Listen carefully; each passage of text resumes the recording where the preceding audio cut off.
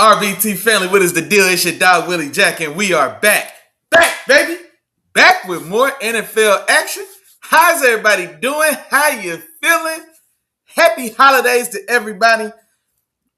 You know what I mean? Happy holidays. Hope you're enjoying the time with your family. Hopefully you got a little time off. You was able to rest, recuperate, enjoy yourself. Kick it with the fam, bam, all that good stuff. But in the meantime, between time, we still got NFL action to discuss. I hope everybody's feeling good, feeling great. Because I don't know about all of y'all, but it's Victory Wednesday for your boy. Yeah, it's Victory Wednesday for your dog. Yeah, for sure. For sure, you're right on. That's right. Yeah, so I'm feeling good, feeling great for sure. Hope you are as well. Hope your team did well, unless your team was playing my team. Other than that, I hope you also are having a fantastic Victory Wednesday. That's right. That's right. Now, let me see what's going on. Okay, I see a couple early birds already in the building. What's going on? Let's see who in this chat. Obama D-Face in the building. First one in the chat said, yo, what's the word, man? What's going on? And matter of fact, man, man, did you ever tap in? Let me know who's your team, where you from. I think I done seen you pop in here a time or two, and I don't know if I know anything about you, man. You got to introduce yourself correctly, big dog. You know what I mean? Who's your team? Where you from? You know what I mean? And then, yeah, we're going to rock and roll, man. For sure, you right. My dog Tom, man, terrible time in the building, holding it down for those Houston Texans for sure. Holding it down for them Texans for sure. He said, how y'all? Oh, man, he was ready to go. Said, somebody beat you to the chat. Let's go. And Mom Deuce in the building. Good evening, Big Nation family. Happy Wednesday. Have a blessed show as always. I appreciate you. Appreciate you. Yeah, man. For sure. And then, matter of fact, hold on now. See, I see it. Here we go. We ain't going to start like this. We're not going to start like this, RBT fan. I see a few more of y'all in the chat. I see a few more of y'all in the views. Everybody ain't tapped in the chat. What we doing? Let's go. Let's go. And then, matter of fact, we're going to go ahead and get into it as well. Now, also, I know these last couple Wednesdays, I feel like we'd have been running a little long. It's a holiday weekend, or it's the holiday week, not weekend. It's the holiday. I promise I'm going to get everybody out on time. We're not going to take up the rest of everybody's night like we have these last couple times. But, hey, man, y'all been in the chat too active. And I'll be trying to make sure we get everybody addressed. Make sure we get everybody addressed for sure. And, hold on. I'm going to give it one more minute. And then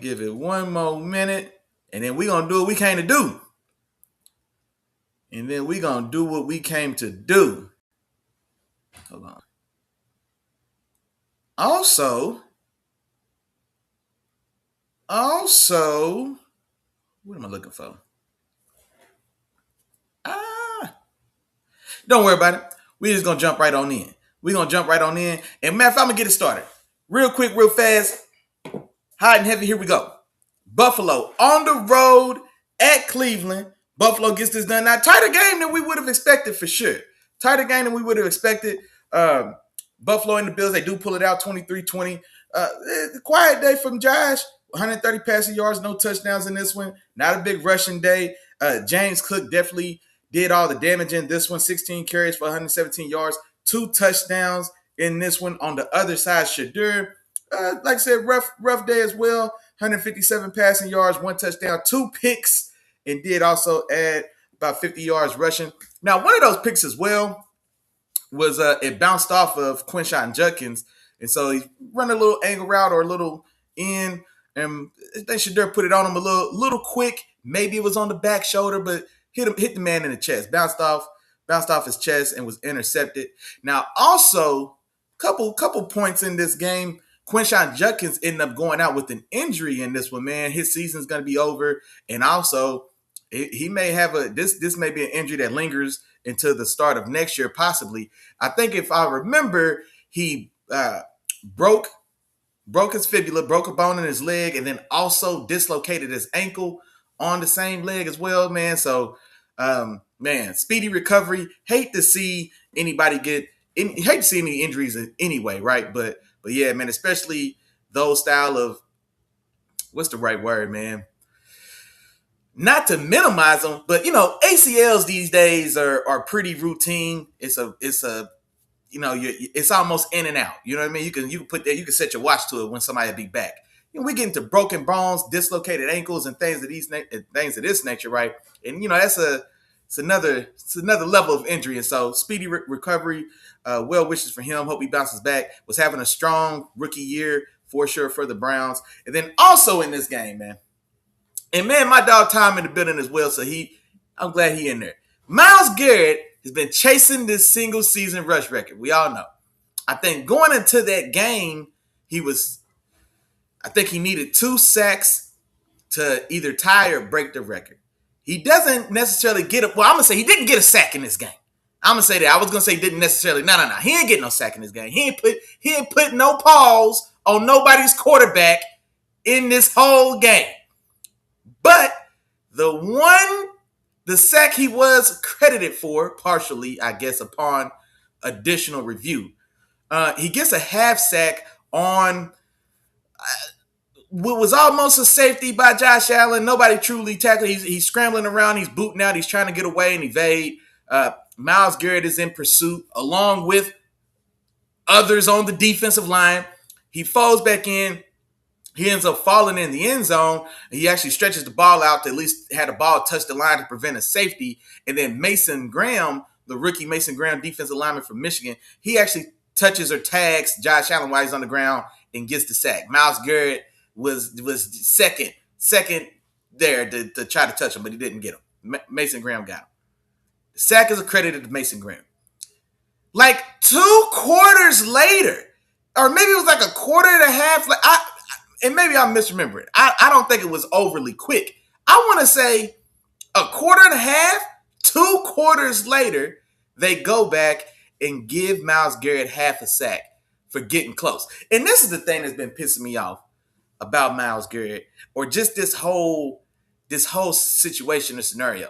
Like PFF for one thing, I should say, really created a monster where pressure. We're over. I'm not even gonna get down in that rabbit hole. All I want to say is this though: man didn't touch a quarterback and got a sack or got half a sack in a year in which a fantastic record is in the balance, and that sack is we're tainting or sullying the validity of the record by giving that man that sack. And then here's the other thing as well that pisses me off about it, because T.J. Watt would have the sack record. He had a sack taken back from him in similar circumstance. Lamar Jackson was booting, trying to get away from him. Lamar goes down. TJ actually tags him down, and they end up giving TJ that sack. He would have the record. Then they went back and took that sack away. And so TJ Watt shares that record with Michael Strahan at 22 and a half. So I've seen the other side of that happen, right? But at least in this one, my guy put hands on the quarterback. Myles Garrett didn't touch Josh Allen and got a half a sack for being there or being close enough. It's outrageous. It's outrageous. It makes me upset. Man, Obama D-Face, man, hey, you said what's up, man? You still ain't answered my question. Where you from, big dog? Tell me about yourself, man. Where you from? Who's your team? You know what I mean? I need to know who I'm dealing with here. You know what I mean? I need to know what's going on. Let me see you in the building. Biloxi 236, what's going on? Said, hey, them Browns came close, getting a high pick and winning the division next year. Oh, Browns fan. Man, when your channel was Biloxi or B-Luxy, I took it for Biloxi. I thought you was from Mississippi or something. Biloxi 236 from Cleveland. Hey, man, hey, welcome, man. Hey, I appreciate you tapping in for sure. Now, we got to talk about it because I don't know if you know where you at. You know what I'm saying? It's Big Steeler Nation this way, but we respect all comers for sure. Y'all winning the division next year is a little rich, man. That's high. That's a high target. That's a high mark. That's a high mark. Now, here's what I ask you. What are your thoughts on Shadur? What are your thoughts on Shadur? And just that quarterback situation is just as a whole going forward. How did you feel about Shadur? I guess before he actually got a chance to get in and start, how do you feel about his performances since he has been starting? And do you think he's a viable option, man, to keep that job at least maybe for another year, maybe have a full year to kind of really see what he could do with it? Or do y'all go back to the well? You know what I mean? You only spent the 5th round pick on him. You only spent the 3rd round pick. You overpaid, but you only spent the 3rd round pick on Dylan Gabriel. So even though the guys you have in the building are young, you didn't invest anything in them. And so, maybe y'all go back to the well, man. What do you think? Talk to me, Biloxi too. Hold it down for them Cleveland Browns. Let's go. Who else in this thing, man? Diss Track Central said, Merry Christmas Eve. What's going on? Hey, he came right for them Browns. Said the Browns ain't got no shot, man. It's going to be Cincinnati next year. If Burrow stays, if not, then Baltimore. Man, hey, man. First off, welcome. You know what I'm saying? I don't know if I recognize your name as well. I'm going to assume you a Bengals fan. Until I hear otherwise, correct me if I'm wrong, so I'm going to talk to you like you're a Bengals fan.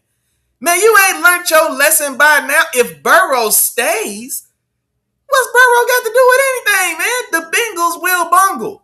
You know what I mean? Y'all doing exactly what y'all are prone to do. You know what I mean? Joe Burrow, healthy or otherwise, and not even Joe Burrow, because we done seen Joe Flacco step in and score them same 40 points and take L's. So it may not even matter that it's Joe Burrow, Joe Flacco, or Joe Dirt.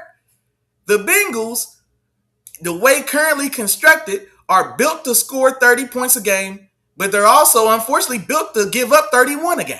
That's the problem. It ain't got nothing to do with Joe Burrow stays. I seen Joe Flacco get in there and average 35 points a game and put up multiple 300-yard plus performances. I saw Jamar Chase put up fantastic production, mimicking what we see him produce with the connection from him and Joe Burrow. So none of that stuff has anything to do with y'all winning the division, big dog. You know what I mean? It doesn't matter if Joe scores 30 if you give up 31. It doesn't matter if Joe scores 39 if you give up 40. You know what I mean? Like y'all got, man. There's a lot of issues with that roster, but the biggest one I don't think is whether or not Joe Burrow's in the building. Now I'm not discounting Joe Burrow and who he is in the league for sure. He's one of those guys. You know what I mean? Now I won't lie. Seeing Joe Flacco step in his building, put his shoes on, and play with his toys, and give me the production that he gave, you know what I mean? It did make me take a second look like, you know what?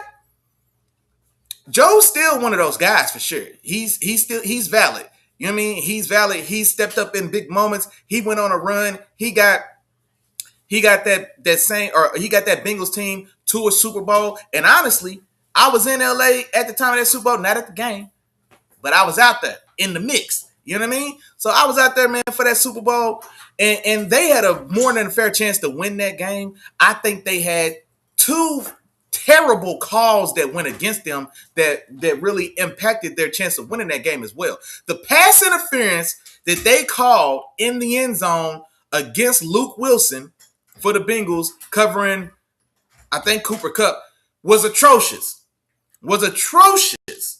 And I'm not sure if that was 3rd or 4th down. I'm assuming he gave them a fresh set of downs for sure. And I want to say that was a stop to either force a field goal or maybe even get the Rams off the field. Instead, they reset the downs, and then they, of course, ended up punching it in on Eli Apple. Y'all had out there at the offense's right cornerback. So I do respect Joe Burrow. I hold him in high regard. But I'm not going to sit and pretend that watching Joe Flacco, 45-year-old ass, show up in their building on a Tuesday or a Wednesday and then suit up on a Sunday and drop off 350 yards and 3 or 4 touchdowns. It was against my Steelers.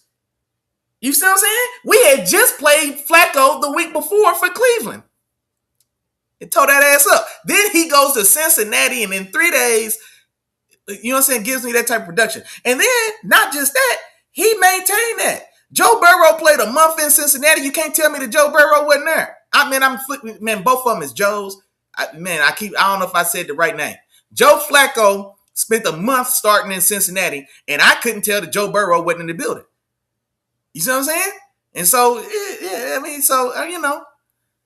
all I'm saying is Joe staying may not be the biggest problem. Y'all been in that same boat with or without Joe. Now we can confirm that. You know what I mean? We can confirm that now, seeing 44-year-old Joe Flacco out there pitching the rock, man. So there's a lot of things going on. I ain't gonna lie. Also, I don't know. It feels like Zach Taylor gets a pass in Cincinnati. Like, how come we're not holding Zach Taylor to the same standard of expectation that the other guys in division, right? John Harbaugh's probably finna be cut, let go, released, asked to find employment elsewhere. You know what I mean? That's what John Harbaugh's looking at. He done been to and won a bowl. You know what I mean? Mike Tomlin, half America been trying to fire Mike Tomlin since he got there. Another guy, he's been to a bowl. He's won one. He's been competitive. You know what I mean? Now, the difference between Mike Tomlin and even John Harbaugh and Zach Taylor is he doesn't have an MVP, multiple-time MVP winner in Lamar Jackson. He doesn't have an MVP caliber player like Joe Burrow. I thought Joe Burrow arguably could have been the MVP the year that the Bengals went to the Super Bowl. His interceptions was way up, though. But also, he was in Cincinnati, and he got that team to make a run. You know what I mean? I remember them going on the road in Tennessee. Tennessee, the Titans were the number 1 seed. It was on the road on like a Sunday or Monday night. It was cold as hell. I can't remember if it was actually snow or just cold as hell. Joe Burrow got sacked 10 times in that game. Literally. He got sacked 10 times in that game. And you know what they did? They still went in that building, got sacked 10 times, and he still upset the number 1 seed Tennessee Titans at the time. You know what I mean? That's how they started that Super Bowl run. So I respect Joe Burrow. I say all that to say that I definitely respect Joe Burrow, man. I got a lot of love for him as well. But watching 44-year-old Joe Flacco go in your room, play with your toys, and give me the production that we just saw, hey, man, I'm just saying, man. I'm just saying. The Steelers had 9 wins. They won't win again. Man, we finna win Sunday. Man, we got the doo-doo Browns and then the soft-ass Ravens. Man, both of them, you can count both of them. Those is dubs. What the doo-doo Browns gonna do on Sunday, man? You crazy. Come on, man.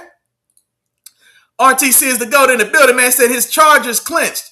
Man, yeah, I'm not gonna lie, man. I thought Dallas was gonna put up a little more fight in that game on Sunday, man. They at home. I know they already eliminated for the playoffs, but it's the last home game of the year. You know what I'm saying? Like, I thought they were going, and then they generally just play a lot better at home anyway, just by and large. So I thought the Cowboys are going to find a way to get that done, man, being at home, their last home game of the year and all that good stuff. Man, Justin Herbert and the Chargers went in there and wiped the floor, man. So, yeah, kudos to RTC and those Chargers. Now, here's the thing, RTC. Right now, y'all in that number 5 seed, man. Y'all in that number 5 spot, man. That means once my Steelers go ahead and secure this division this weekend, you know what I mean? That means we will be seeing y'all again shortly, man. That 4-5 matchup wild card weekend, man. Y'all gonna have to bring y'all ass to Pittsburgh this time. You know what I mean? We let y'all get away with one when we went out to LA. Y'all got to bring y'all ass to Pittsburgh again. I need to run that one back. I definitely need to run that one back. My dude's in the building said Joe Burrow, even if he puts a 30 or 40, can't stay healthy. No, that's been the knock the whole time. That's been the knock his whole career, honestly. And then also, like, I mean, that Bengals offensive line has been a sore spot for a number of years. I mean, so it's been an ongoing issue. And what's funny is because when Jamar Chase is getting drafted, me and my dog Chop, on our other pod, we had a big debate that draft season about Penei Sewell or Jamar Chase. I was in favor of drafting Jamar Chase. My dog Chop was in favor of drafting Penei Sewell, right? And so they went with Chase, and we've seen the success that they've had. And then so it is maybe a fair point to ask, you know, in hindsight, especially seeing the offensive production and all the things and all the injuries and all the things that we talk about surrounding Joe Burrow and his tenure in Cincinnati. I mean, realistically, does anybody think that they'd be in a better spot if Penei Sewell was there at right or maybe at left tackle? Because Penei Sewell was a left tackle coming out of, was that Oregon? Man, I got to remember now. It was somewhere in the Pac-12. Was it Oregon? I almost want to say, no, I wasn't Washington. I want to say Oregon. When Penei Sewell was coming out of Oregon, he was a left tackle. He got moved to right tackle in Detroit. So let's say if he gets drafted, I think Chase went 5 or 6 to Cincinnati. I can't say honestly that the Bengals will be in a better spot if Penei Sewell was on that line. Because the thing about line play anyway, and this was one of the things that prompted me to lean towards Jamar Chase over Penei Sewell, is because I saw Joe Thomas spend 15 years in Cleveland, and he might have won 15 games in 15 years. So the left tackle, having that stud left tackle, and if he's the only piece on the line, like it just doesn't hit the bottom line as strong. The offensive line is so much more about, for one, the unit. Because having one stud and four bums doesn't change the temperature at all. You know what I mean? You'd be better off having two decent guys. You know what I mean? Like, you'd be better off having two good guys and three decent guys that can play well. You know what I mean? We've seen that be more of a recipe for success than just one stud guy. You know what I mean? And then another the rest of the line full of bums, and then we still don't have anybody to get the ball to, even if he's protected. But that's a good comment. Rainey in the building said, "Happy holidays, RBT family. What's going on?" Questionnaire said he's taking command. Oh, he got an early prediction for us for Christmas night. Cowboys 24 over the Commanders 24-10. Okay. Oh, Lord, you in here talking crazy.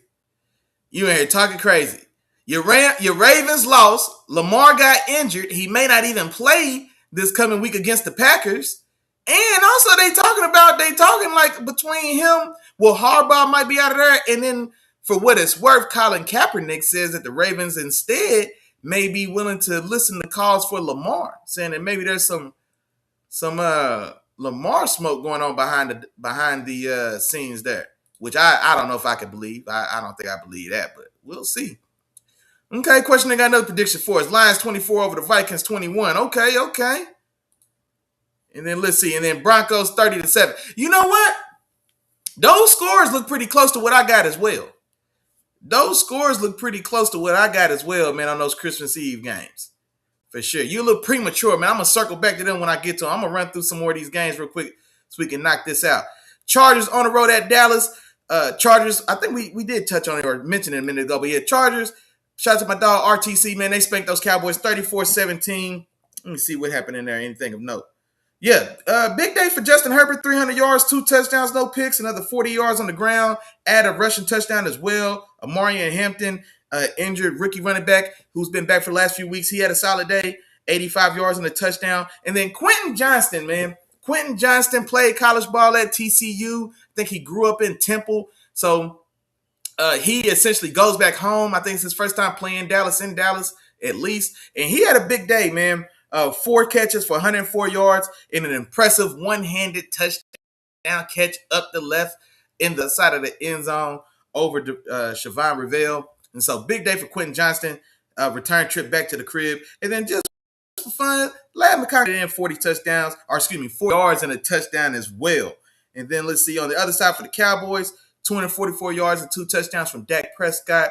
Leading receiver George Pickens had 7 catches for 130 and a touchdown as well. Let me see. Moving on. Kansas City on the road at Tennessee. They get spanked 26-9. Man, that's it, man. It's ugly. I almost feel bad for the Chiefs, but then I don't. I almost do. Just watching them get beat up like that by Tennessee. Man, look. Yeah, that's rough going. Here's a question, though. What does Kansas City do to start the year? Because they're going to have to bring somebody in. Because we're seeing right now that Gardner Minshew and Chris Oladukin. I want Chris Oladukin. I'm going to leave it there. These two guys. No, I'll tell you this. Maybe that's too premature.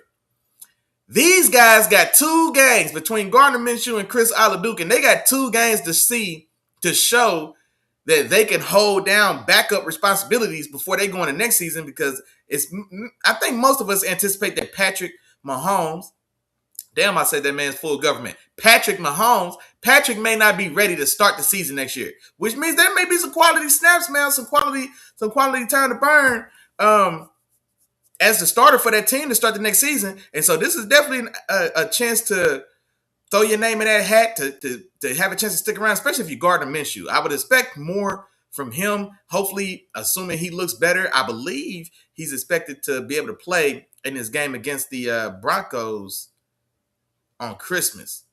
Correct me if I'm wrong, but either way, time is ticking. Cincinnati on the road at Miami. Quinn Ewers making his first start, replacing Tua Tagovailoa. The Bengals find a way to roll 45-21. Big day for Joe Burrow. And matter of fact, what's homeboy's name, man? That was the Bengals fan in here a minute ago. Where you at? Diss Track Central, there we go. Diss Track Central said he's cheering for those Bengals, man. They showed out against those Dolphins. Burrow goes for 300 yards and 4 touchdowns. Jamar Chase goes for over 100 yards. Chase Brown, man, was definitely the stud or the star of this one. 60 yards on the ground and a rushing touchdown. Also had 40 yards in the air, 2 receiving touchdowns, so a 3-touchdown day. And then T. Higgins also had a touchdown. And then Quinn Ewers in his first start, 260 yards, no touchdowns, did throw 2 interceptions. And so definitely not the way he probably wanted to get his career started, making his first start. But he will have 2 more games, man, to show what he's got, because the writing looks to be on the wall. It's hard to imagine Tua being the guy going forward when they go into 2026, getting benched, and with the way he's played to close out this year as well. So likely that they're move out there. Now, Kelsey's definitely gonna retire for sure. Yeah, ain't no question. Yeah, I mean, honestly, he's probably due. You know, Kelsey's a great. Kelsey did have a fantastic career for sure. He's a Hall of Famer. He's an all-time style of player at the tight end position now. I think Travis Kelce is probably going to be, not even probably, I think Travis Kelce is fair to say that he's a Rushmore player at his position now, right? So if every position had its own kind of Mount Rushmore, I think Travis Kelce in his career, the way it unfolded, I mean, who's on there if he's not? Tony Gonzalez, Rob Gronkowski, I think those 2 spots are definitely solidified. There's an argument for Antonio Gates. I mean, so that's what, you know, I think Gates is on there as well. Tony Gonzalez, Rob Gronkowski, Antonio Gates, and then, that 4th spot, Travis Kelce, or do we go old school, right? We can show some love to the old school. Do we go Kellen Winslow, the first one? You know what I mean? Do we go Ozzie Smith? Do we go Bucs? You know what I mean? So, I mean, there's a lot of guys. Jason Witten, a guy still more relevant or more recent, right? But there's an argument for a lot of guys, but with the numbers he put up, championships, I mean, he's going to check all those boxes. Yeah, I think Kelce had a fantastic career. I think it is time to hang it up, though. You know what I mean? It's definitely time to hang it up, but he did have a fantastic career for sure. For sure. Jets on the road at New Orleans. New Orleans spanks and gets this done. Tyler Shuck is actually playing pretty decent. He's playing pretty decent. I think he's definitely playing good enough to where he's going to get 2026 to maybe get a chance to wiggle and show what he can really do. I don't think they're going to be pressed to replace him in this upcoming draft, and especially with this upcoming draft being a lot weaker than it was anticipated to be going into this year. A lot of the big names either underperformed or are choosing not to come out because of that. And so it's going to be a slimmer pool than anticipated. And so, but Tyler Shuck has shown enough, man, that I think he's shown that he may be able to be the guy for sure. Minnesota on the road at the Giants.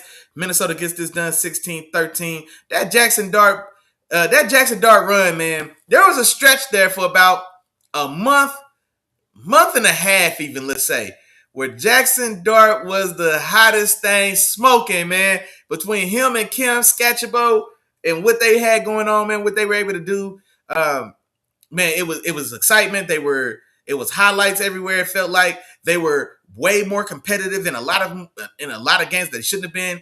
They defeat the Chargers, right? The Chargers, who were red hot, especially kind of early in the season, beat them in their building in Jackson Dart's first start. They take the Broncos to overtime and arguably had ample opportunity to win that game as well. And so they had some stellar highs for sure. And then also Cam Scatterbo going down in that Giants game, actually, if I'm not mistaken. And then honestly, he really was the gas, the battery, the electricity. He was the guy that brought the juice. The team has not at all looked the same. It hasn't had that same spark, that same excitement, that same just everything, right? So they've been just running on empty, and Jackson Dart is paying the price as well, man, because he was terrible in this game.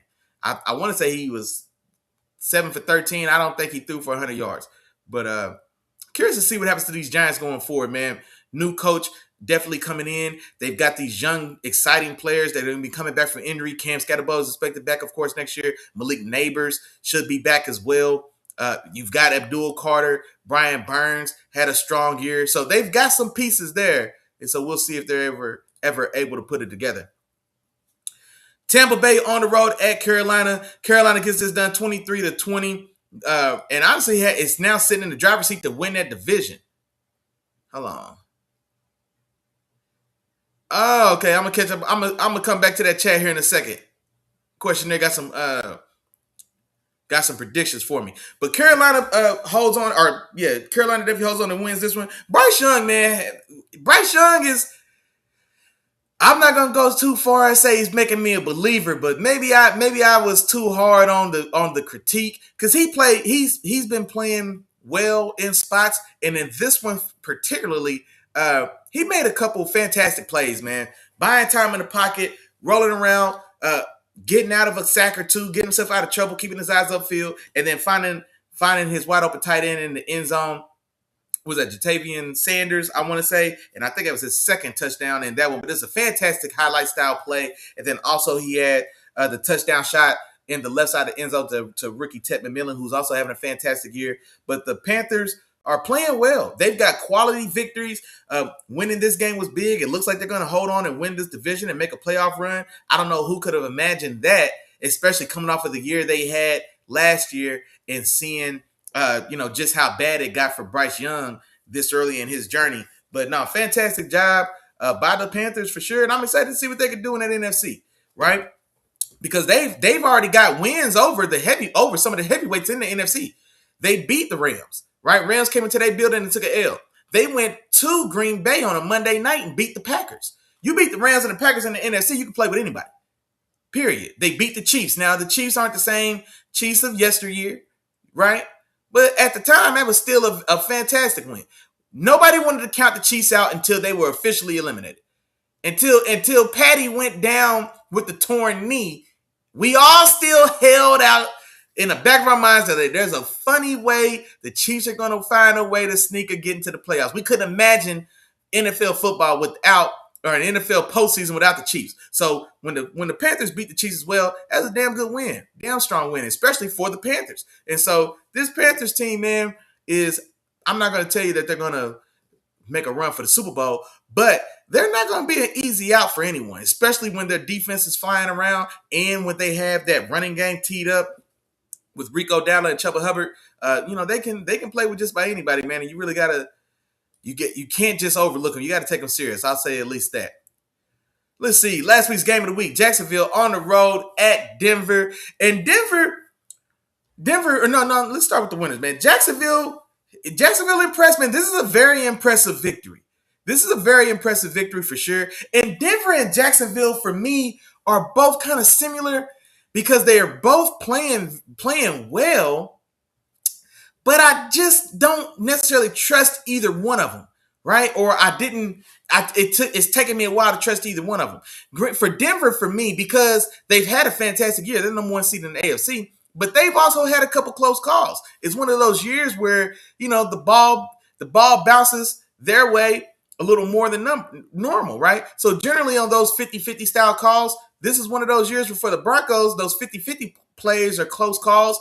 But those are 70-30 calls going the Broncos' way this year. And sometimes that happens. And so they've picked up or find a way to prevail really late in games, and they've done well. And then Jacksonville as well, they've came on pretty strong here, especially from that midpoint. I think that victory, that comeback victory, I'm gonna say that comeback victory against the Chiefs in their building, right? Patty throws that 99-yard pick six on the end zone. Trevor Lawrence still needing a touchdown to win that game or put that game away. He falls down at the snap. Chris Jones watches him get up and then score a touchdown. They end up being the nail in that game as well. But then from there, Jacksonville's put together several strong showings, especially over this last month.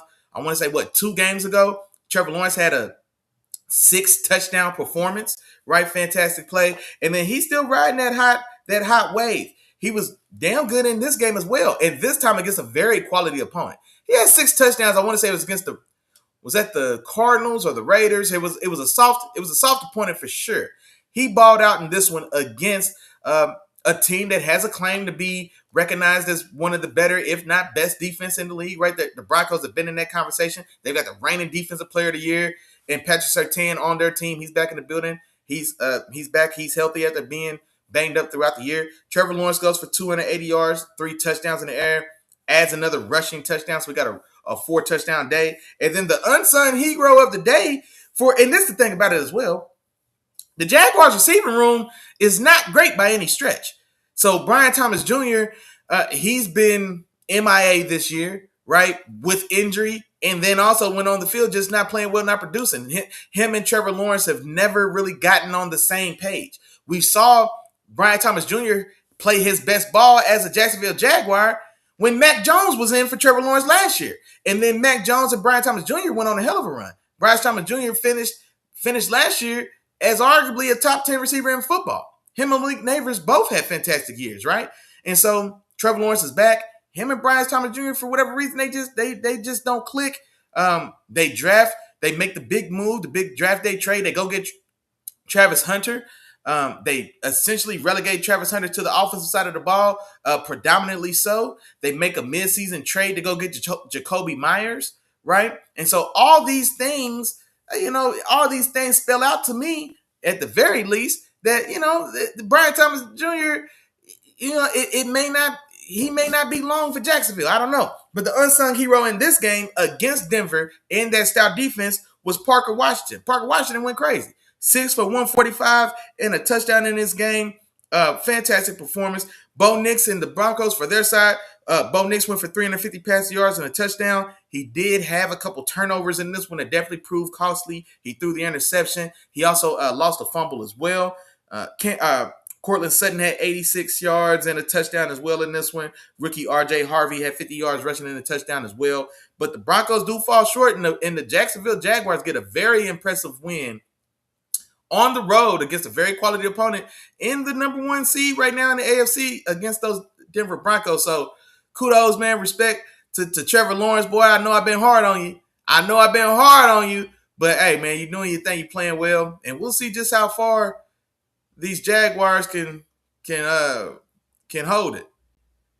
And then let me see here. Let me see if I can catch up on this chat real quick. Questionnaire got them predictions coming. Okay, yeah, we getting to them too. He's got the Broncos beating up on the Bucs. Man, I don't know if I want to call the Bucs fraudulent. They got injured. Like, they've been injured, man. Like, they started the year where half the starters, when they started the year, Baker was playing damn good, but all the skill positions were injured. You know what I mean? Like, his wide receiver room was gone. The top 3 options were all out at stretches of this season. Mike Evans, Chris Godwin, and then rookie Emeka Egbuka. And then their young stud running back, Bucky Irvin, he goes out for an extended period of time. And then they had some hot plays, they had a spark or two from what's Buddy? And shout out to my favorite coworker, man, Zach, Sean Tucker. There we go. As Zach ZB's guy, man. But no, Sean Tucker had a couple bright spots here, but for the most part, Baker was out there playing with the O-line and nobody, and then the second and third string guys at the skill position. And then now that the team is getting healthier around him, well, now Baker's beat up. So now Mike Evans is back in the lineup. Chris Godwin's back. Emeka Egbuka's back. Bucky Irvin's back. All the guys are back now.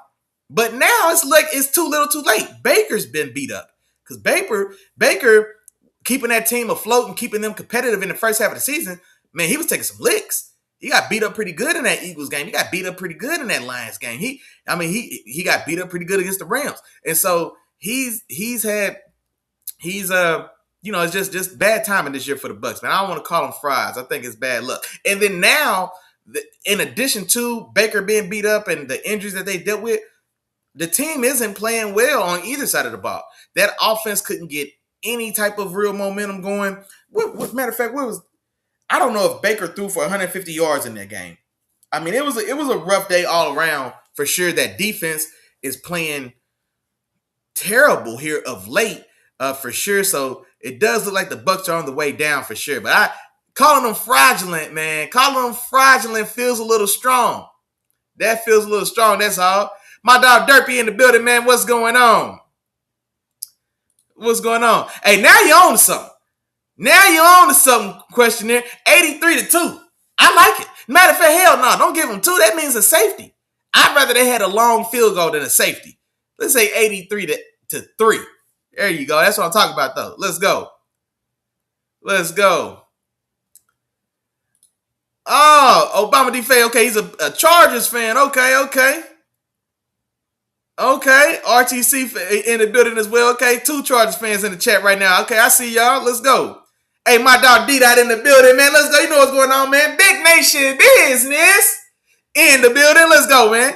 Shout out to my dog D-Dot, man. And matter of fact, since I got another Steeler Nation member in the building, man, let's go ahead and do what we came to do, man. Let's talk about it.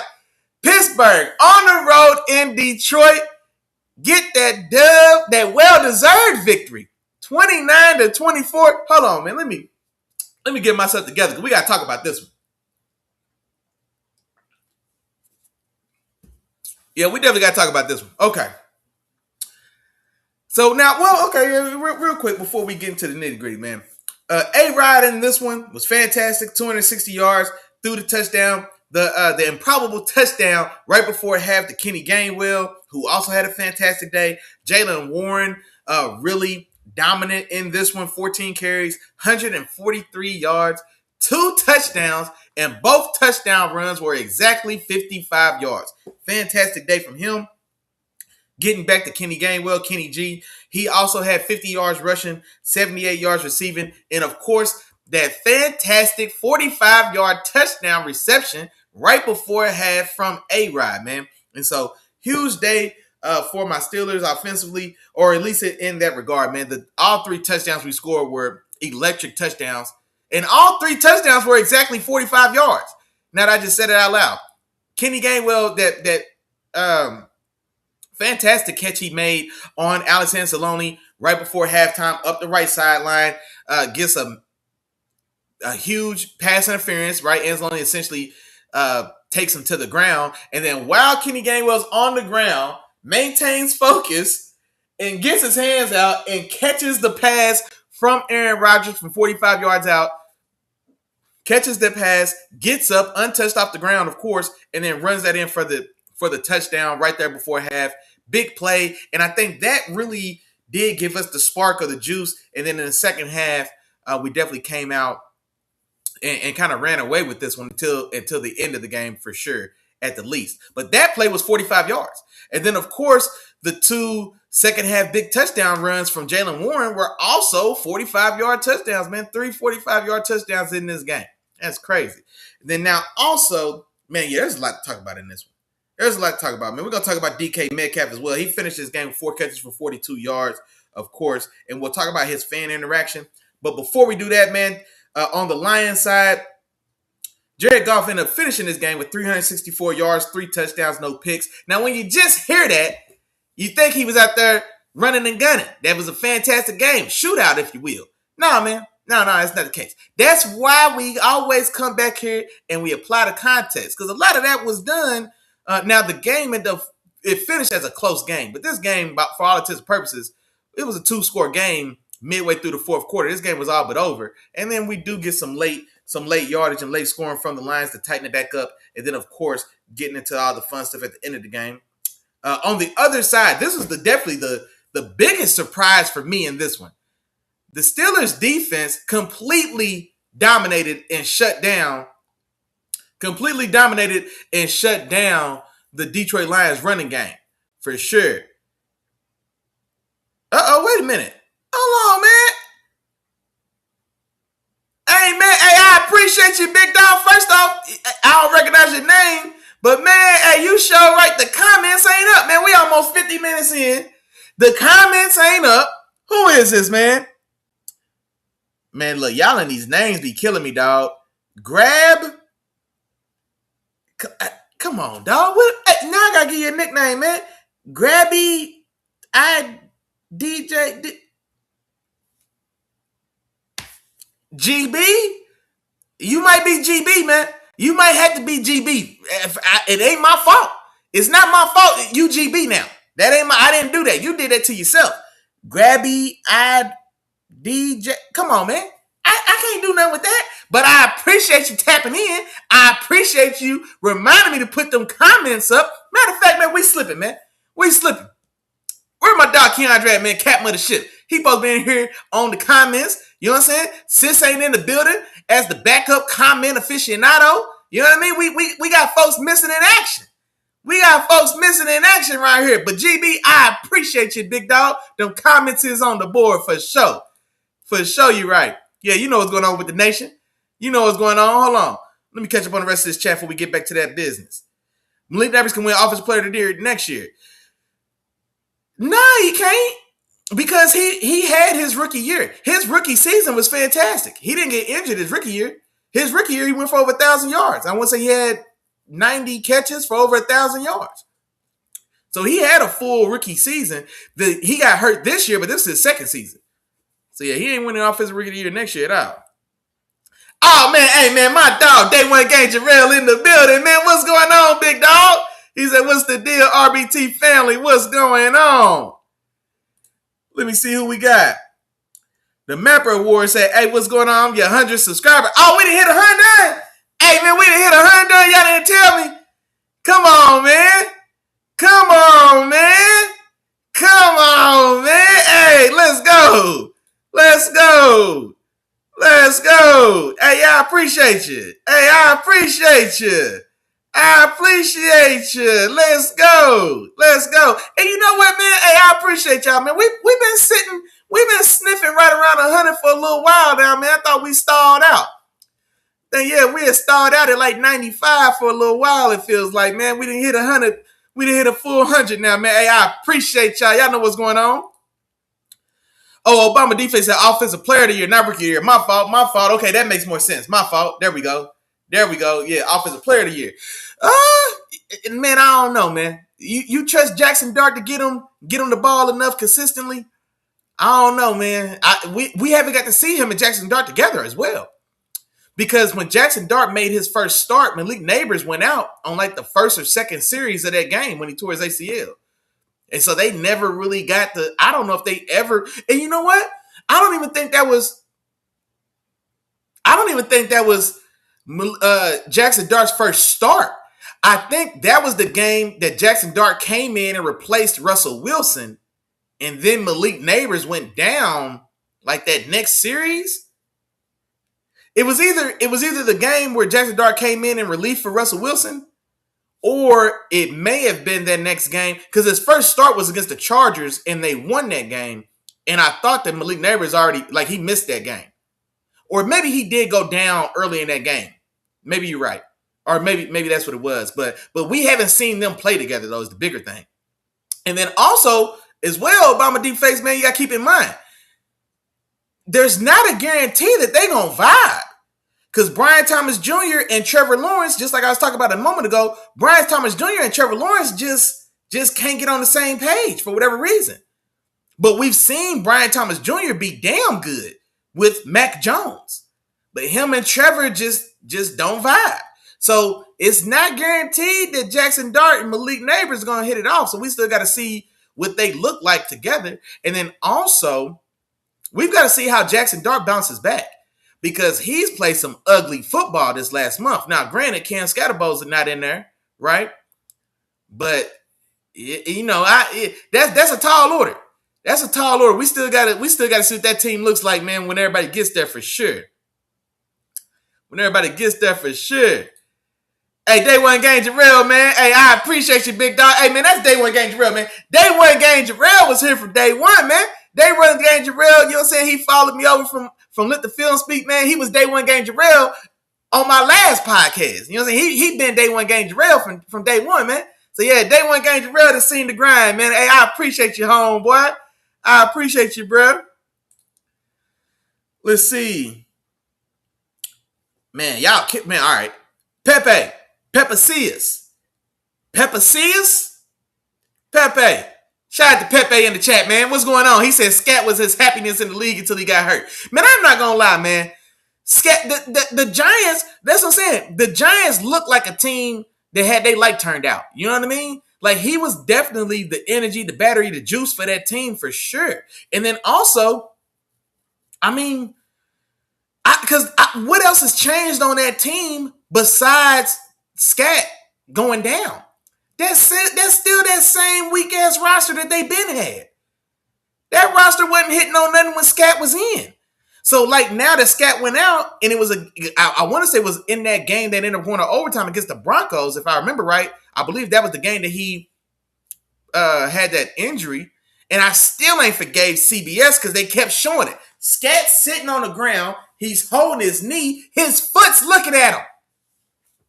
Gross me out, dog. His foot was looking at him. I want you to imagine. Sit there. You in your house right now, you in bed laying next to your lady, grab your knee, pull it up to your chest, and then look at your foot. Your foot's looking away.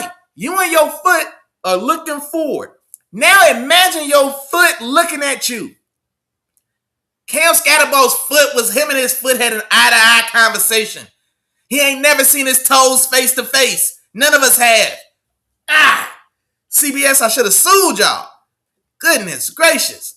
But yeah, nah, man, I hate to, and like we always say, we hate to see any player get hurt, but especially, man, when it's like a severe injury. And then also, man, selfishly, as a fan of the game, man, we don't want to see the stars go down.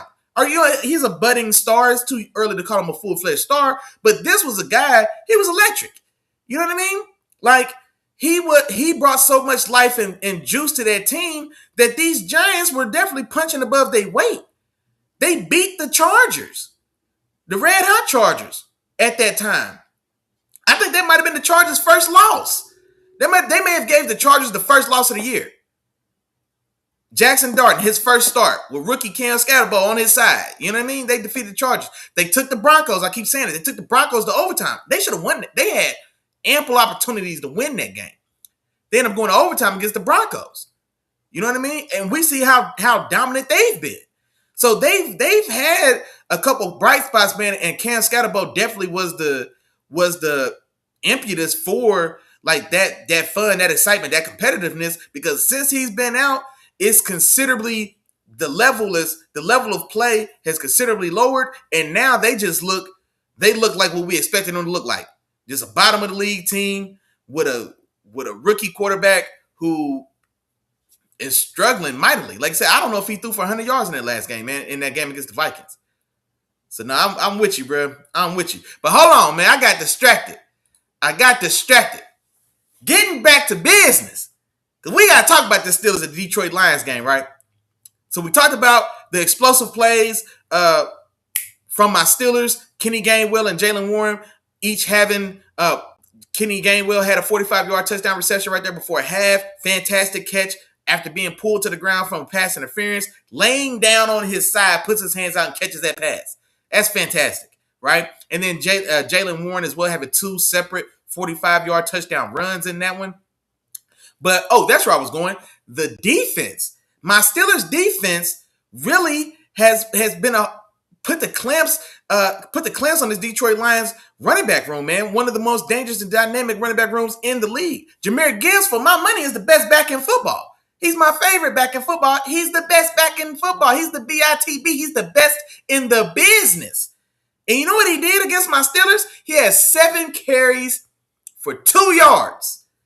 7 carries for 2. Jahmyr Gibbs did. I still can't believe it, saying it out loud. And then also David Montgomery, he's solid. He had 4 carries for, I want to say, 14 yards. I think combined, they had 10, 12 carries for about 14, 15, 16 yards combined and no rushing touchdowns. That right there was really the story of this game, and especially early on. Right, especially early on. Our proficiency running the ball and their inability. I think we outrushed the Lions like 230 some odd yards to 15 as a team, right? So fantastic job there by my defense, my defensive line, keeping those guys in check. And then now, like we said, as we get into the, kind of the second half of this game, the game is essentially, we're riding this thing out, right? Where it's 29 to 24.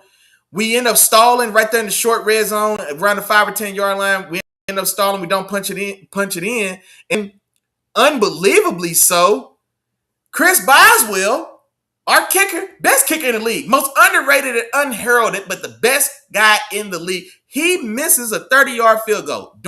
Wild curve, doinks off the upright. And so this, instead of being an 8-point game, returning the ball to Detroit, It's only a 5-point game, right? And they rallied. They got 2 late touchdowns to close that gap. This game was 29 to, it was 29 to, what is that? To 10? Was it 20? Yeah, because I think at halftime this game was 10-10. And then we get a field goal and a safety to make it 15-10 before we take off and go up to 29. So this game was in hand. And then 2 late scores and a missed field goal, and then Detroit has new life, right? And they're driving, they get down to the end zone, and here's where the fun starts. We get 2 back-to-back offensive pass interference calls against the Lions to end this game. Now, here's the thing about it, man. This is the part that Lions fans, and I can't blame you because you're Lions fans, right? But you're completely ignoring that they were good calls. They were legitimate calls. The first pass interference is a touchdown on a rub route on the right front pylon. Amon-Ra runs an out. He gets rubbed by Isaac Tesla, right? And then he comes scot-free. He gets a walk-in touchdown off the pick play. Isaac Tesla ran and dove into my safety's chest on replay in slow-mo. The man ran, lowered, and shouldered and threw it. He set a pick. If this was the NBA, it'd have been a moving screen. Come on, man. He set a moving screen. That was a penalty in 2 different leagues. In 2 leagues, in 2 sports, that was a penalty, man. It was a penalty. Offensive pass interference. That one comes back. Okay, cool. Next play. Amon-Ra in the left slot. He's just running a square out. Simple route. He sprints. He runs dead at Jalen Ramsey, shoves him in the chest, and then breaks out for an out route. Then he catches the ball on the 1-yard line. Never got in the end zone. He catches the ball on the 1-yard line, gets stood up by Joey Porter Jr., Peasy Jr., Young Scrap. You know what I mean? He gets stood up by Joey Porter Jr. Jalen Ramsey recovers and comes to join in on the tackle. They hold Amon-Ra out the end zone. He never gets past the 1-yard line. They drive him back 4, almost 5 yards, right? There's a flag thrown. There was a whistle. This is what I don't like as well. They try to say that the play continued. There was a whistle. You can tell, or it had to, everybody stops. The Lions and the Steelers. The Steelers let them go. We start putting our hands in the air. The Lions players are all standing there looking dejected. And then as this man is falling to the ground, after having been pushed back by 2 defenders, 5 yards, he throws a shovel pass lateral to Jared Goff. Jared Goff catches it and runs and dives to the end zone from 5-6 yards out. And they had the nerve to call it a touchdown. What are we doing? What are we doing? And this is what I don't like about it as well, is like it was clear and obvious. For one, there was offensive pass interference that happened well before we even got to that point. So play is dead from the shove and the flag properly called on Amon-Ra St. Brown. Play's dead right there. Then he gets tackled at the 1 and driven back 5 yards. So forward progress obviously stopped. How does a guy get tackled on the 1-yard line? How is the ball still live and he's able to pitch or throw a lateral from the 5-yard line? He caught the ball at the 1. There were 2 defenders draped on him before he even pitched the ball. 2 guys that had to let him go so he could pitch it to another guy. Now 5 yards from the end zone when he was just 1 yard. So there were there were multiple aspects of this play and of the terrible handling by the referees. This has been a rough year for referees.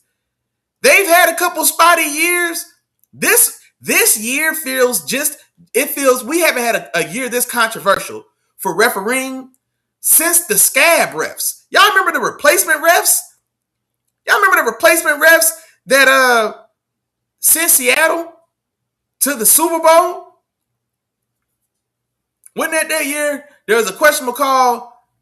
Man, since that replacement ref year, I don't know if we had a more controversial referee year. And this year is supposed to be with the real guys. So there were several aspects of that play that it shouldn't have been as confusing for everyone involved. Fans in the building, fans watching on TV, coaches and players on the field at the time. It didn't have to be as complicated as it was. Flag prior to any of the other nonsense. Offensive pass interference play doesn't count. Play's over. Boom. Tackled at the 1. Push back to the 5. Forward progress stopped. Play's dead. Boom. Lateral doesn't count. But to let it go, let the lateral happen, and then to come out and announce that the touchdown was good. So if not for the flag, that touchdown was going to count.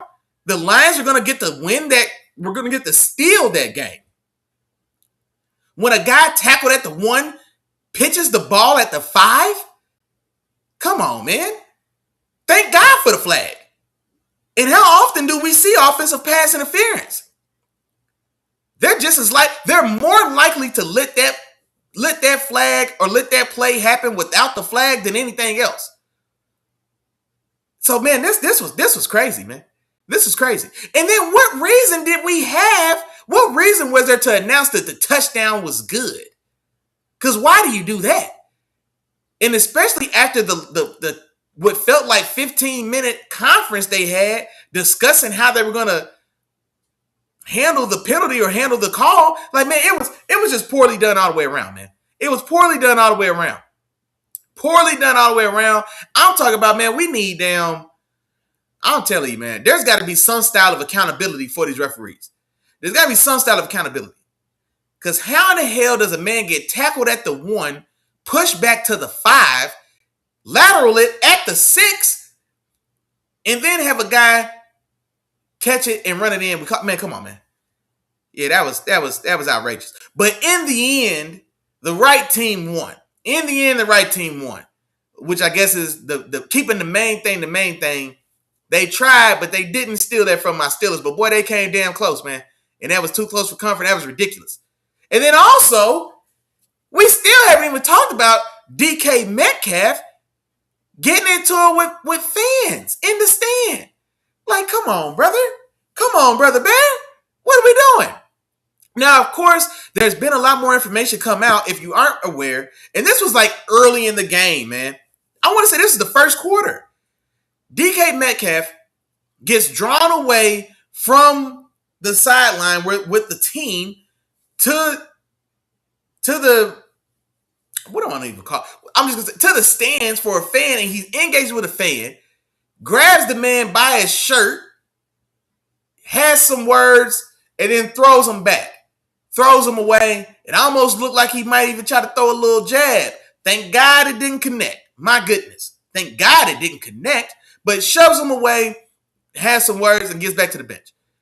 Now, it doesn't get it. If nobody was aware of it during the game, so there wasn't any penalty or anything. But, of course, the league took action. He was suspended for the rest of the season. 2 games left in the season.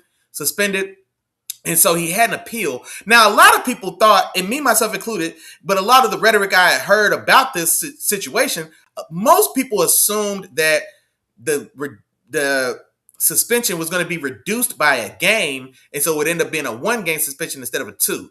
But instead, they upheld the suspension at a full 2 games.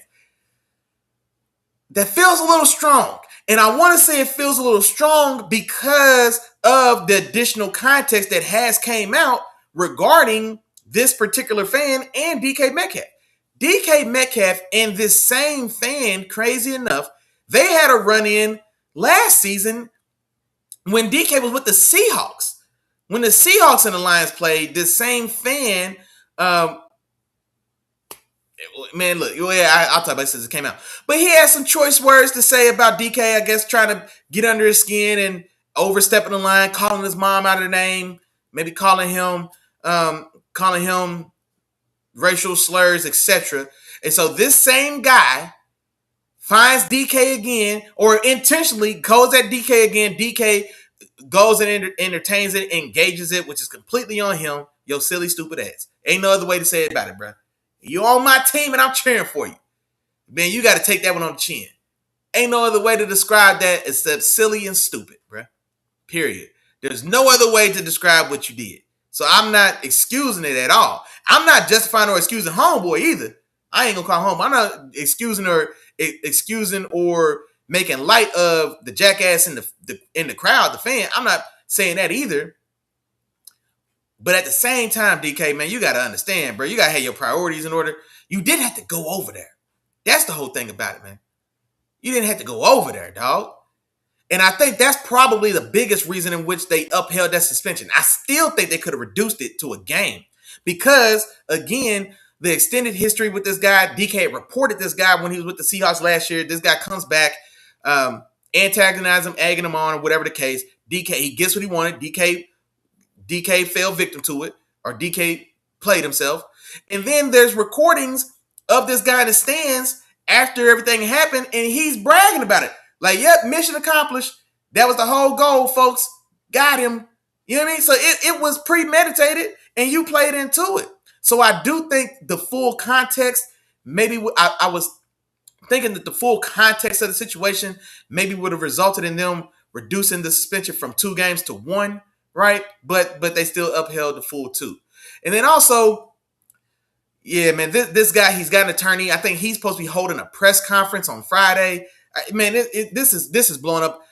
This is definitely doesn't appear to be going away anytime soon. I'm waiting for them to announce the lawsuit. So I imagine that at this press conference on Fridays when he's going to announce his lawsuit against DK Metcalf is what I would imagine.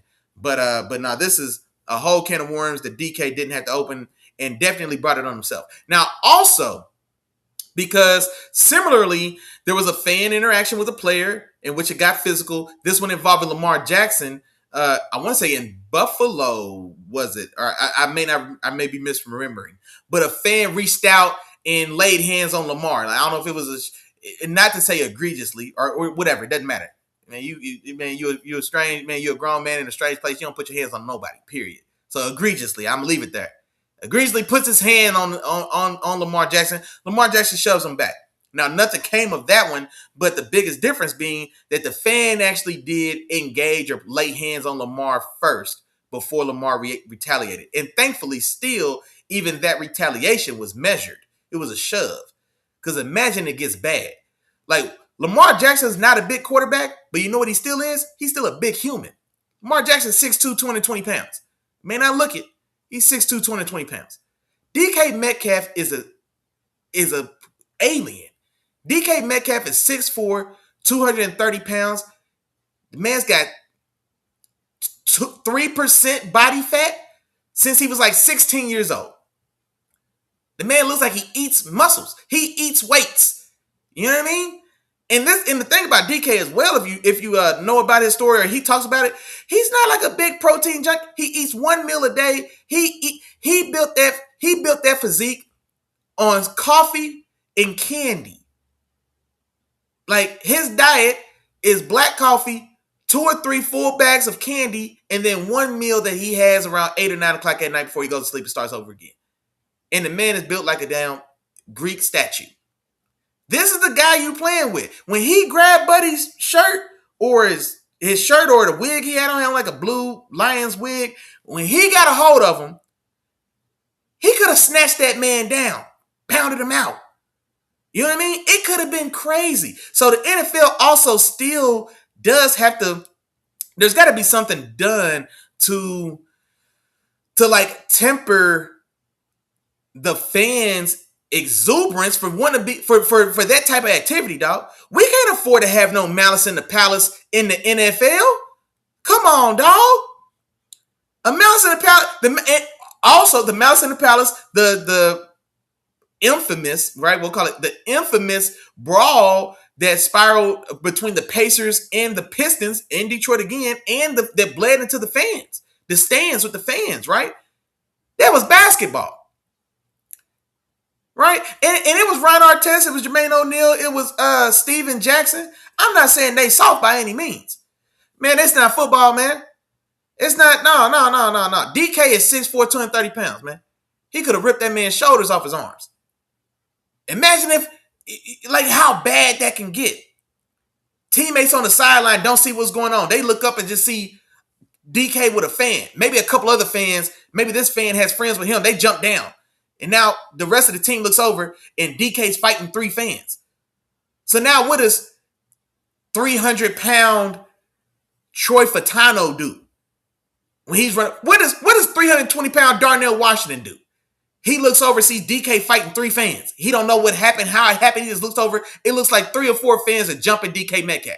Now 6'8", 320-pound Darnell Washington goes over there and starts pulling people's heads off their shoulders. There's got to be something done for one, like reinforce or have a stricter guideline. Like there's got to be stricter penalties for like fan interaction with the players, because we can't there is a line. And I know there's rhetoric that people say that, these guys are making millions of dollars. It doesn't matter. It's just talk. We're just trying to do it. Like, no. Now you're a grown man. There's certain things that can't be said regardless of circumstance. There's no other job or profession in the world in which you could be heckled, for one, outside of comedians, right? But I'm talking about to the point that crosses the line. And we don't have to set the line because we all know the line. We all know there's certain things you don't do or say without being expecting to or being prepared to have somebody be ready to put their hands on you for it. We all know that line. And so the NBA, they've maybe went a little too far. Like, a player can point out a fan, have him removed instantly from the game. Sometimes maybe that's a little egregious, right? Sometimes maybe the guy has been a little too sensitive, maybe. But if it's going to be maybe being too quick on the draw, going that route, or risking another mouse in the palace, then hey, you got to do what you got to do. Because we can only get here because of the fans. It can only happen because the fans don't know how to act. So maybe there's got to be something done. And I know for this guy, they said there's not going to be any style of like punishment for him. He's not going to be banned from the arena or from the stadium. He's not going to be like suspended from being able to attend games for a certain period of time. So nothing at all is going to be done. I don't like that either. Because I don't like that it's almost it gives the message to me that his actions, while maybe not like what's the right word I'm looking for? While his actions may not have been condoned, they weren't out of line. That's what it says. Because for there not to be any style of consequence at all for his role in the ordeal, I don't think that sends the right message either. You know what I mean? I definitely don't think that sends the right message either. So something should be done. But at the end of the day, the good guys got it done, man. We got that dub for sure. For sure. Hey, man, I see my dog JP in the building. What's going on, big dog? And Sis finally in the building. Look at here. Tardy to the party. Well, I'm glad you finally got around to making it, big dog. I appreciate you. I appreciate you. Moving on. Raiders on the road at Houston. Houston scrapes by with this one, man. This got pretty dicey for Houston. Ashton Jeanty definitely had the best game of his young career so far, and it's been a journey for Ashton Jeanty, man. People wanted to call him a bust after 3 weeks, which was extreme for sure, right? But I mean, it was a long, slow grind. But he has, I want to say 2 out of his last 3 games, he has, what's the right word I'm looking for? He has shown us the potential that we all expected, right? So he has finally looked like that player that we all saw drafted in the top 5 as a running back out of Boise State as well, mind you. You know what I mean? Like when Ezekiel Elliott got drafted number 4 by the Cowboys, Ezekiel Elliott was a running back, went top 4. He went to Ohio State, was a national champion or a national champion contender. I think they might have lost the championship that year. But he came out of Ohio State in a national championship style of program. Ashton Jeanty went for 2K at Boise State. You know what I mean? He went top 5. So there's a lot that goes there, right? He got drafted higher than Christian McCaffrey. Christian McCaffrey put up damn near 2,000 yards at Stanford, right? And so, but he was fantastic in this one. Man, let me give you the numbers.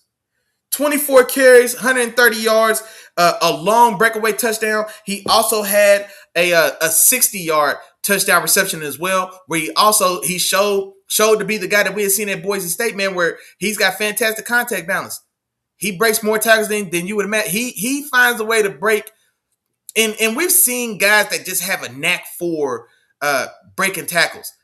Fantastic contact balance. Marshawn Lynch for me is always the back I think of. If I say contact balance, I instantly think Marshawn Lynch. You know what I mean? In my era, my generation, I think he's got the best contact balance of any back we've seen, right? Ashton Jeanty special in that way as well, man. And so seeing the way he breaks tackles, I know his speed has always been kind of a question mark. Man, long enough to run 60 yards against the best. You're long enough to break 3 tackles and run 60 yards for a touchdown against the best defense in the league against this Houston Texans defense, right? And then also, like I said, man, Houston wins this game by 2 points, 23-21. Let's not forget, Derek Stingley had a pick 6 in this game. The difference in this game is a Derek Stingley pick 6. This could have been a loss at the crib against the Raiders for a Texans team that they're still trying to solidify their playoff spot. They're the 7th seed right now. The Jaguars aren't slowing down. Now, the Colts definitely, thankfully for them, fell by the wayside, but the Jaguars ain't going nowhere. Jaguars are rolling. You almost dropped this one against the South Raiders, bruh. At the crib. Like, that's inexcusable.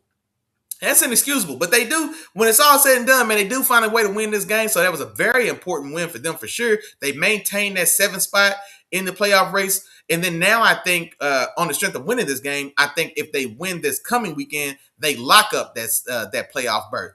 But yeah, man, going into this game, you couldn't lose this game. So it definitely looks like maybe they took their eye off the ball. Maybe they were looking past this Raiders team and almost got upset for sure. But they do hold on and get this victory 23-21. Let me see. Sunday night, man, New England on the road in Baltimore. And New England comes back and wins this game as well, 28-24. News in this one for sure. Lamar Jackson leaves this game with injury. He took a knee to the back on a scramble, or while he's getting tackled, he got kneed in the back. Ended up having to leave this game. Snoop Huntley came in what was I trying to say? Yeah, Snoop Huntley came in reserve to finish that game out. But the Patriots do rally and come back. I think they were down 10, 11 points in this game at a certain point.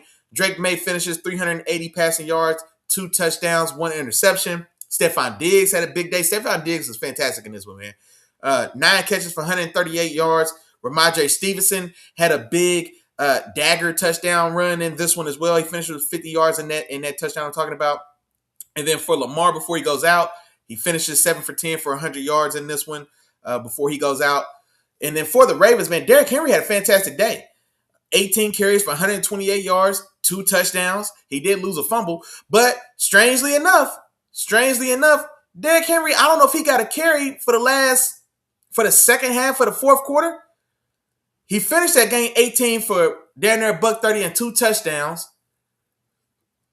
If he had 18 carries for the game, I don't think Derrick Henry had 5 touches in the fourth quarter of a game in which you're trying to hold on a lead where your MVP caliber quarterback, who's been injured and beat up all year anyway, he leaves this game and we don't turn to Derrick Henry, because I think he had 14 of those carries before the fourth quarter. He finished with 18. He might have had more than that. He definitely had less than 5 touches in the fourth quarter in a game in which you're trying to hold on and win at home, trying to keep your own playoff hopes alive, right? And so there's a lot of questionable coaching going on in Baltimore, man. There's a lot of smoke, and where there's smoke, there's fire. There's a lot of talk about John Harbaugh. Maybe it's time to pull the plug and cut the string there. And honestly, seeing the way that they've lost some of these games, especially a game like this with your playoff hopes on the line. Now they still have a chance. They need either the Steelers to lose. They have to beat the Packers regardless, right? So they've got to win out. They've got to beat the Packers and they've got to beat the Steelers in the last week of the season. But none of that matters if the Steelers beat the Browns. And so this game really took their destiny out of their own hands and may end up being the straw that broke their playoff back, is what it's looking like, because the Steelers not losing to the Doo-Doo Browns. You can forget that. So y'all needed to win this one so you can have a chance to go head up with us in week 18 for that playoff spot. And now they, now they don't. Shout out to my dog, Day One Game Jarrell, man. Exactly. Exactly right. I'm going to put you on the board, man. It's 4th and 2. and Derrick Henry not even in the game. Why do we trust Snoop Huntley and Keaton Mitchell on 4th and 2 with the game in the balance? Meanwhile, Derrick Henry is having one of his best games of the year. 18 for $130 and 2 touchdowns. He's not even on the field. Like, come on, man. That's inexcusable. That's inexcusable, for sure. For sure. My dog, David Jarrell said, man, they trying to make it seem like he ain't him and it's pissing him off. Dog. Like, but here's the thing. Like, because at times last year, it felt like that as well. Like, it was at times where maybe they got too comfortable wanting to pass the ball that they forgot they had a 250-pound man-child back there, right? Like last year's game against the Bills in the playoffs. Now, Lamar played, outside of 3 plays, Lamar played fantastic in that game. But he did have the fumble when he tried to boot out and he set the ball on the ground. He did have the interception on the route adjustment. Him and, I don't even think it was Zay Flowers. I think it was him and, not Aguilar. Whoever, one of the other receivers from the Ravens, one of the other guys, right? Lamar throws the streak. I think the receiver cuts it off early, and so that's an easy interception. So outside of those 2-3 plays, Lamar played fantastic in that game. What we also forget is that Derrick Henry he had a couple chunk runs in that one as well. And then they just go these long stretches where they just tune Derrick Henry out for whatever reason. For whatever reason, dog, and it doesn't make sense. Now, also, keep in mind, as a Steelers fan, cool, good. But just speaking objectively, it's like, what the hell you doing, John Harbaugh? And yeah, Monken is the offensive coordinator. But no, we've seen this story long enough. You've seen John Harbaugh, even if you trust Monken and Lamar in that offense to be self-sufficient and run themselves, at a certain period, you got to step up and say something because you're the head man. It all falls on you. So when y'all getting cute in the passing game and letting Lamar go out there and slice and dice, that's all good when you're winning. But when you start losing, and then we look at this game with your playoff livelihood essentially on the line, and your 250-pound Hall of Fame running back has 130 yards and 2 touchdowns, averaging over 6 yards a carry in the game, then you lose your MVP quarterback. You've got a backup. I mean, come on, man. Yeah, that story writes itself, John Harbaugh. Coaching like that, John Harbaugh it makes me want, maybe John Harbaugh's ready to leave Baltimore. Maybe he's ready to leave. Because I can't explain or justify that at all. But be that as it may, the Patriots do come back. They win that game. Big win for them as well because they are trying to hold off the Bills, who are still have a chance to make a push for that division, I believe, since they evened up the division series. So they needed this win as well to make sure they keep that lead on the Bills. And then also with the Broncos losing to the Jacksonville Jaguars, I wonder now if that number 1 seed is still a possibility for the Patriots. Now that I think about it. So this is a big game for the Patriots as well. This was a big win for them. There may be a backdoor chance they can still get that 1 seed. I'll have to double check on that. But then also I know they still definitely needed this to hold off those Bills, man, that are definitely making a run. Hey, my God, day one dangerous. Hey, man, hey, you ain't lying, dog. I don't know what else to call it. I don't know what else to call it, man. We just seen the bust that happened in the NBA, a couple months ago with Chauncey Billups and some of those guys, man. So, hey, I'm not putting it past them at all. I'm definitely not putting it past them. We had we got the untold hidden history of my damn Steelers in the Super Bowl against the Cowboys in the 90s, where they say Chris O'Donnell owes somebody's mob dude. He owes somebody's unsavory character several 6 figures. and yeah, man, went out there and did his damnedest. Man, Dallas had to drop interceptions. He was throwing them to him so obvious. So, hey, man, I ain't going to put it past him. I don't know what I don't know what Harbaugh's got into. Maybe he owed somebody some money. Somebody got some dirty pictures of him. I don't know, man, but some of his coaching practices of late have definitely been questionable, to say the least. Then let's see, Monday night, man, San Francisco on the road at Indy. San Francisco ends up rolling, man. They end up putting it on the Colts 48-27. Now, this game to start, shout out to Phillip Rivers, man. 44-year-old Phillip Rivers in his second start since getting off his couch and coming back to Indy. to give it one last go round, one last run. And he started this game, man, very impressive. His control at the line of scrimmage. And also, I didn't talk about it, but Aaron Rodgers also had a highlight-worthy adjustment. It was caught on the microphones as well. But just the way guys are, when you have that much time in the game, it really shows just how easy the game can be for you when you just have such a mental edge on everybody else.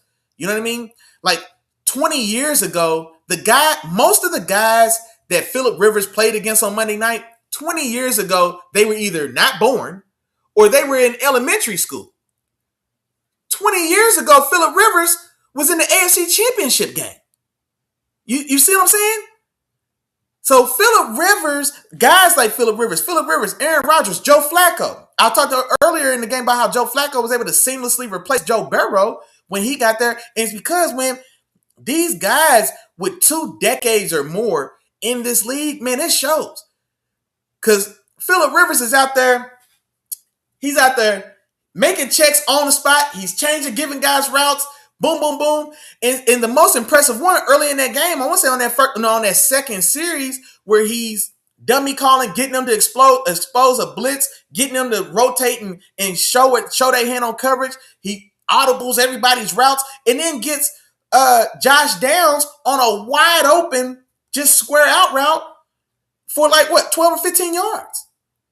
And he did that repeatedly in the game. You know what I mean? He did that several times. And so, that stuff is super impressive just to see that type of thing, man, to see guys that have that type of understanding and not only that understanding, but that style of control of the offense. You know what I mean? Because honestly, we don't see that as much as we used to, man. We of course know the forefather of that. I'm going to say the forefather of that is Peyton Manning. Peyton Manning, man, there was the 2 most cushioned jobs in the NFL for almost 15 years was Peyton Manning's offensive coordinator and Peyton Manning's backup quarterback. That was free money. I watched Peyton Manning call an offense at the line of scrimmage for 60 plays a game. For 60 snaps a game, Peyton Manning called a game at the line for over a decade. Come on, man. We playing Peyton. That's why for me, Peyton Manning is my personal GOAT, man. I know Tom's got the rings, he's got the accolades, he's got the history, he's got the longevity. I dig it. Tom Brady became a better quarterback playing Peyton Manning football. The league plays Peyton Manning football. This is Peyton's league right now. Much like the league right now in the NBA is Steph Curry's league. This ain't LeBron's league. Nobody plays LeBron ball. Nobody's ever played LeBron ball. We play Steph Curry ball.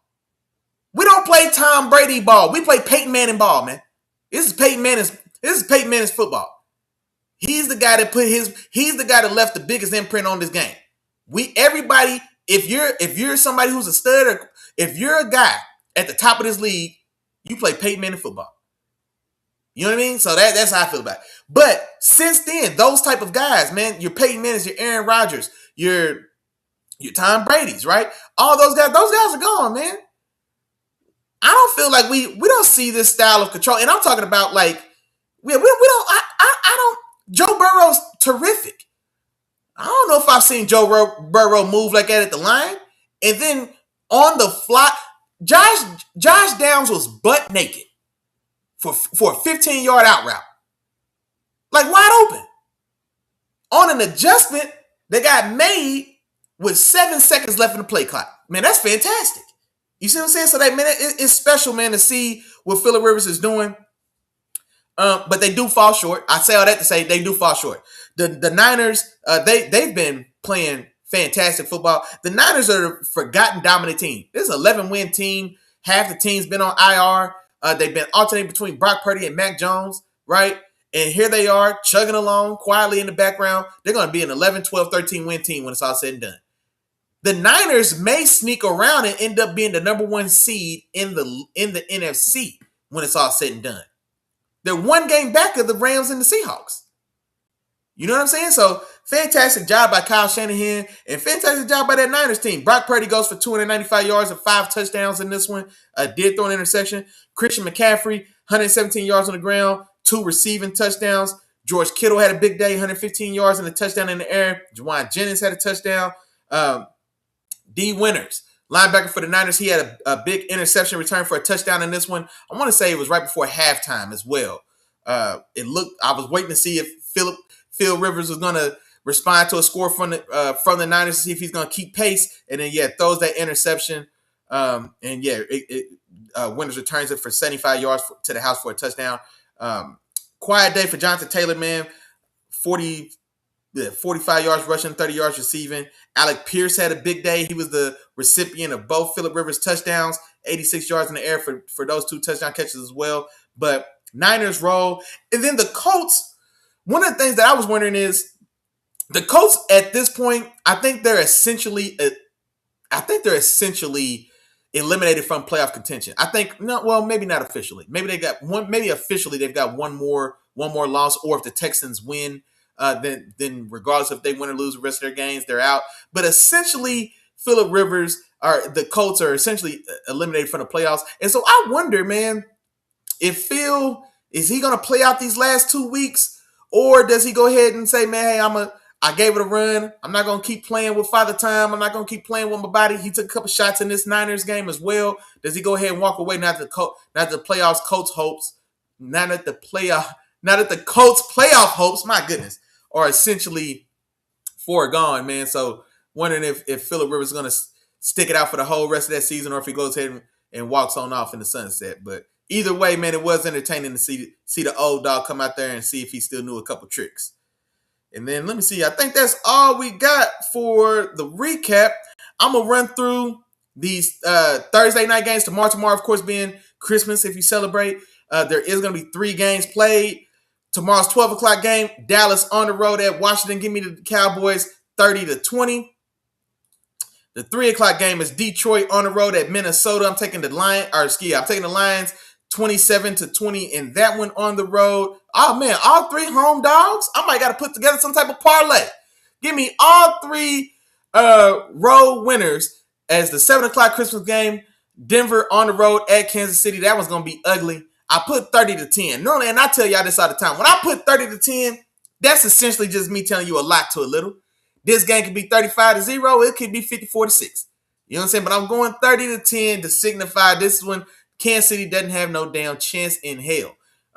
Especially being from what we saw from Gardner Minshew and Chris Oladukin last week against Tennessee. So, man, that 10 points might be a stretch.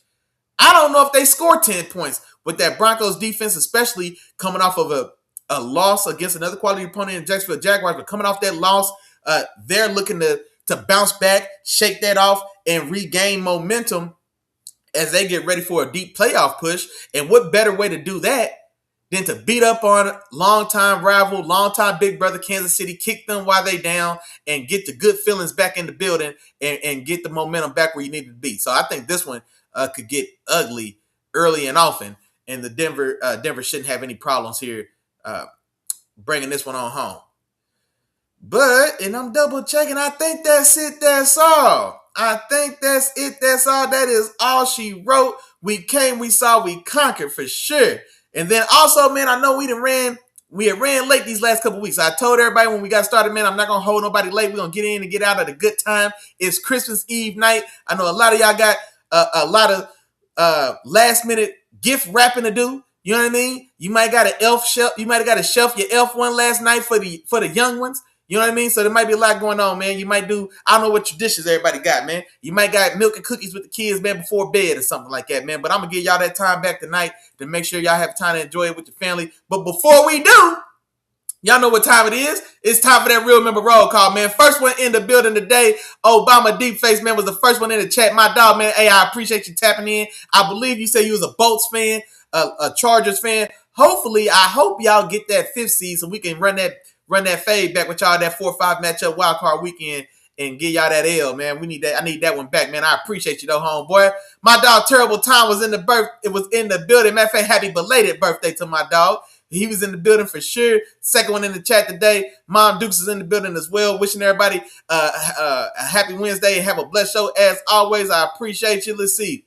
But Luxy too was in the building, cheering for those Browns. I appreciate you as well, homeboy. Diss track Simps Diss Track Central in the building. Wishing everybody a Merry Christmas if you celebrate. I appreciate you as well, homeboy. I think he was cheering for those Browns. Boy, I'm sorry for y'all. We finna have to do something strange to y'all this coming Sunday for sure. But I appreciate you as always, man. As always, you knew. I appreciate you coming through, stopping through, big dog. My dog RTC the GOAT in the building, cheering on his Chargers. I appreciate your homeboy. Let me see. I'm looking for you. Rini was in the building. As always, I appreciate you. My dog NFL Questionnaire definitely came through and showed love, man. He dropped a lot of predictions in the chat for me. Matter of fact, I'm going to just throw them on the board. He's got those Cowboys. He's taking the Lions. And he's taking the Chiefs to win big as well. Also, he's got the Saints over the Titans. He's got Patriots over the Jets. And I thought he had one more. Oh, he did. And he's got the Buccaneers over the Dolphins as well. Man, I appreciate my dog NFL Questionnaire tapping in with your dog for sure. Let me see who else in the building. I'm looking for you. Derpy came through in the building as well. Hollered at your dog. I appreciate you. My dog D-Dot in the building. Holding it down, man. Big Nation Business in the building. You know what's going on. I appreciate your homeboy. Let me see.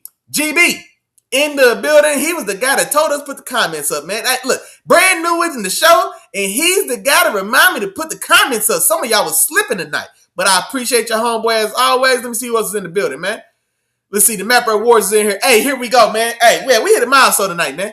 Hey, we did hit a milestone tonight, man. We got to honey bun tonight, man. We got to 100. We got to 100 tonight, man. Hey, I appreciate y'all, man. I appreciate y'all. It's been a long time coming, man. It's been a long time coming. I appreciate y'all, man. We done made it to 100. Now we got to make it to 101. Tell a friend and tell a friend. I know y'all see on the bottom. Y'all see the slogan, man. Tap in with the three amigos, man. That's like, share, and subscribe. I forgot. I don't know if I remember to introduce y'all to their big cousin, man. Their big cousin is tell a friend. You got to like, share, subscribe. Then you got to tell a friend. Matter of fact, tell your friend to tell a friend. And tell your friend's friend to tell one more. Because we need 4, man. Bring your partners, bring your friends. Come tap in with your dog. Kick it in the penthouse, man. We at 100. We trying to get to 101. I appreciate y'all for sure. Let me see. Sisters in the building. A little tardy to the party, but I appreciate you as always anyway. JP was back in this thing as well. I appreciate your homeboy. And, man, just like that, man, y'all know what's going on, man. Y'all know what's going on. Say the same thing every week. Feel free to say it with me at home. If I forgot to say your name, hey, damn, my bad. But charge it to my head and don't charge it to my heart. You know I'm thinking about you, big dog. Appreciate all love, support for sure from all of y'all, man. Man, hey, made it to 100 subs tonight, dog. I really appreciate it, man. I don't talk about the subs too much, man, because I just get in here and enjoy talking about, man. It'll be what it is, man. And so it's just organic conversation in here. Talk about, man. Man, I appreciate all of y'all support. I am super glad and excited, man, to hit this 100. Like I said, man, I think I have been floating around 95 for a while, man. We just kind of stalled out. But, man, we got there, and I couldn't have got there without y'all, man. Y'all hitting that button for me. Y'all liking, y'all sharing, y'all subscribing. Y'all hitting that bell. Y'all telling your friends to tell friends. And some of your friends is coming back around as well, man, tapping in with me. So I definitely appreciate that, man. Like I said, 100 down. We on the way to 101, man. 100 down, and we on the way to 101. You know what I mean? So, hey, I appreciate y'all. Appreciate y'all being a part of the journey. Happy holidays to you and your family, to you and your loved ones. I hope everybody has a fun, safe holiday for sure. Matter of fact, since I see you still in the building, man, it's still Dollar Day, man. RIP my pops, man. Dollar, I love you. And I'll see y'all on Sunday, man. Y'all enjoy your time. Y'all have a good one. Peace.